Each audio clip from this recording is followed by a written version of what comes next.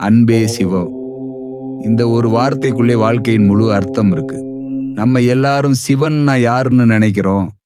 கையில திரிசூலம், ஜடையில் சந்திரன், கண்ணில மூன்றாவது கண், அந்த மாதிரி ஒரு கடவுளாதான் நினைக்கிறோம் இல்லையா? ஆனா உண்மையில சிவம்னு சொன்னா அது ஒரு உருவம் அல்ல. அது ஒரு உணர்வு. அது ஒரு நிலையம். எல்லாரிடமும் அன்பா நடந்து மனசுக்குள் அமைதியா இருப்பதுதான் சிவம்.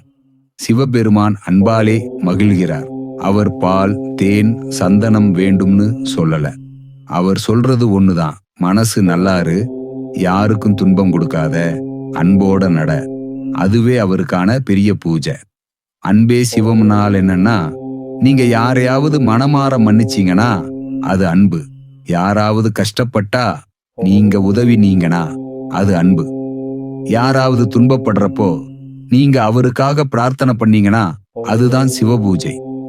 சிலர் நினைப்பாங்க, நம்ம வீட்டுல சிவலிங்கம் இல்லையே, எப்படி வழிபடுறதுன்னு. ஆனா உண்மையிலே பாருங்க, அன்போட நடந்தா, நல்ல மனசு வச்சிருந்தா அதுவே வழிபாடு.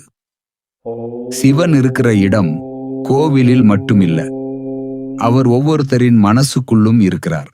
அவர் நம்ம செயலில், நம்ம வார்த்தையில், நம்ம அன்பில் வெளிப்படுறார். அதனாலதான் பெரியோர் சொன்னார்கள், அன்பே சிவம். அன்பில்லா வழிபாடு வெறும் பழக்கம்தான். ஆனா அன்போட வாழ்ந்தா அதுவே உண்மையான சிவபக்தி. எப்போ உங்க மனசு அமைதியா இருக்கும், அப்போவே உங்க உள்ளத்துல சிவன் உறங்குறாரு. அன்புதான் இறைவனோட நெருக்கமான வழி. அன்புதான் இறைவனின் உண்மை வடிவம்.